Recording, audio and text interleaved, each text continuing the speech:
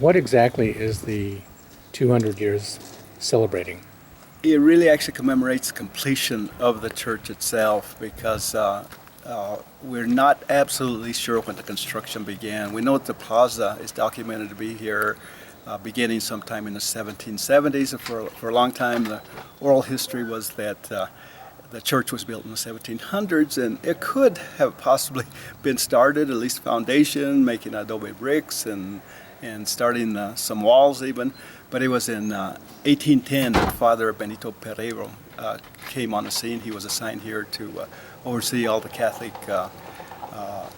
activities and services.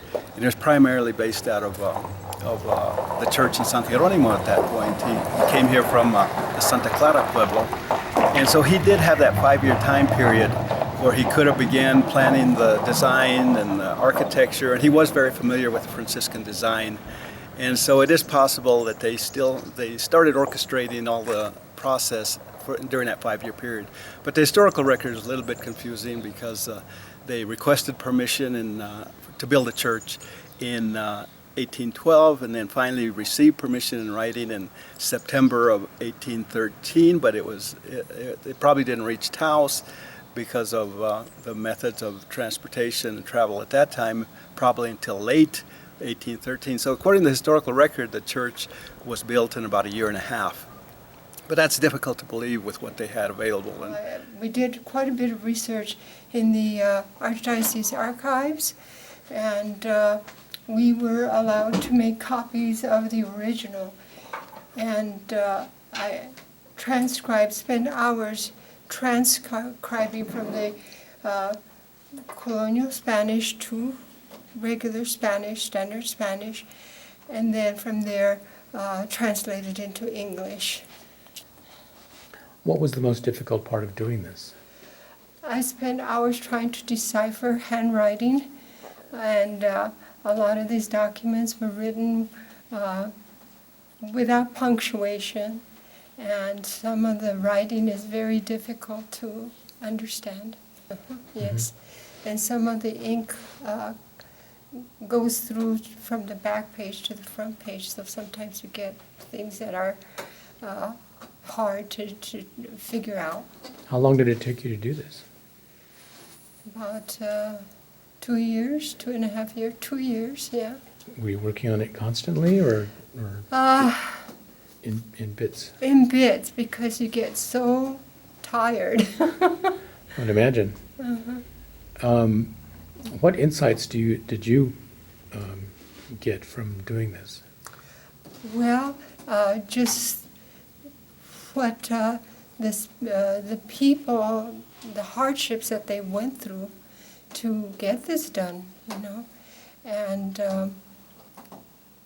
from the documents, it was you see the church, the church, the people coming alive through this. Mm-hmm.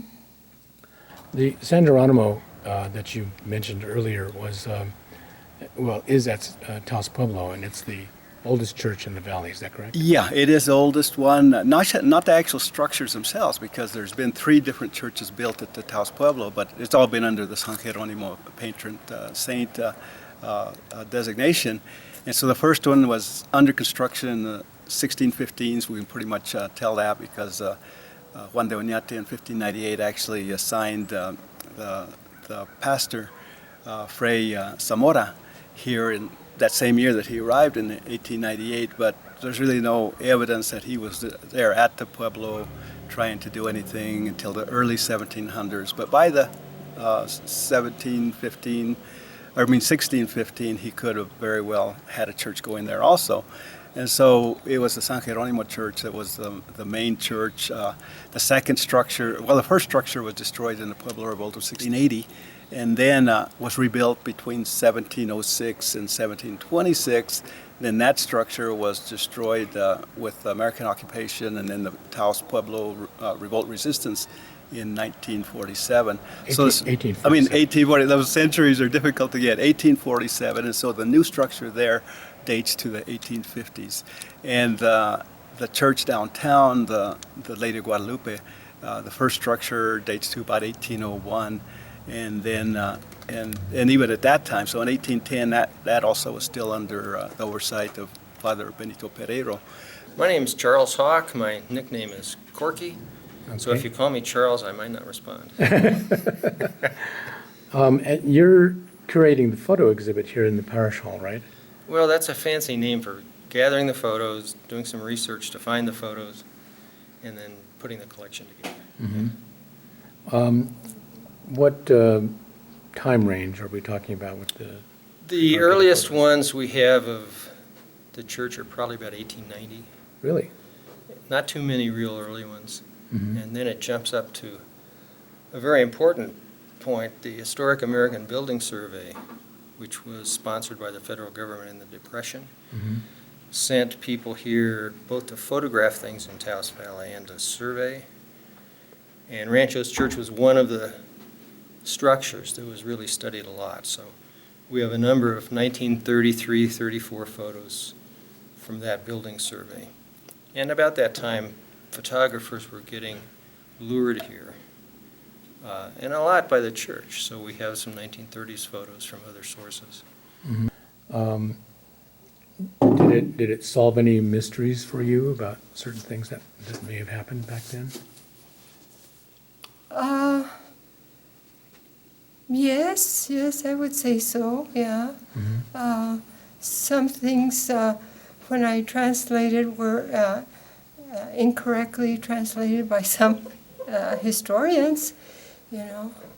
And you know how it is, somebody translates something and it's put into a book, and then other historians use that as a source instead of coming to the original source.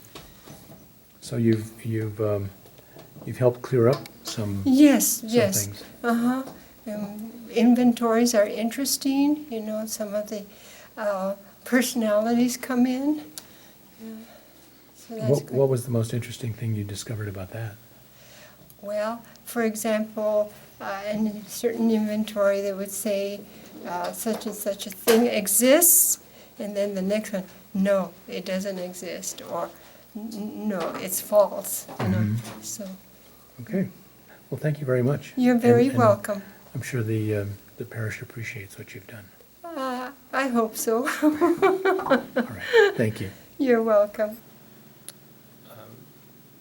A photographer here in Taos, a well-known photographer named Mildred Tolbert.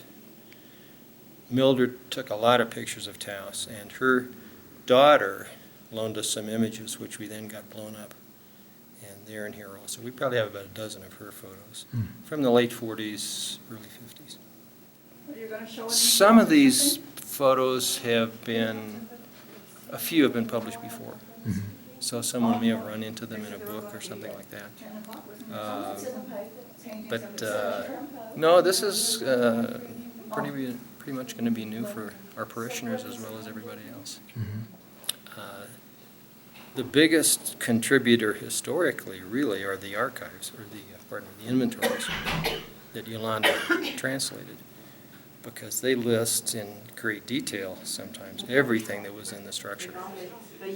And a couple of examples, there are mentions of vestment chests, and these are like the traditional cajas we see here, Spanish colonial cajas. And one of them has been traced to the Art Institute in Chicago. They think they have one, Wow. and we put a photo of that in there.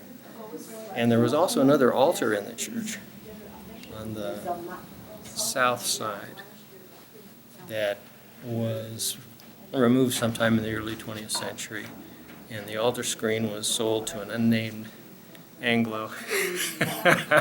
Collector? And yeah, and it did, you know, thankfully, some art historians think ended up in the Denver Art Museum, and it's on display up there now, and we've got a photo of that too. So these strands of things that have come from Ranchos Church and ended up someplace else are brought together a bit here.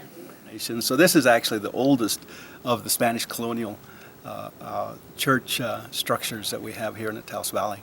With all that turmoil in Taos history, how did this church remain? Survive, yeah, that's a good question. I've thought about that myself, especially during the 47 time period when the second San Jeronimo church at Taos Pueblo was destroyed, when Colonel Sterling Price came and after the revolt resistance activities. And they would have had to travel just not very far from here, just right by this church. So this church was not one that was in action as far as people taking refuge or serving as a sanctuary. And because of that, people congregated at the Pueblo at that time. And then also just because the people within the community have always been very willing and very able to continue maintaining it year to year, and it's been a community effort, generation through generation, and decades through decades. And so it's been the dedication of the community that's kept it alive and preserved for these 200 years.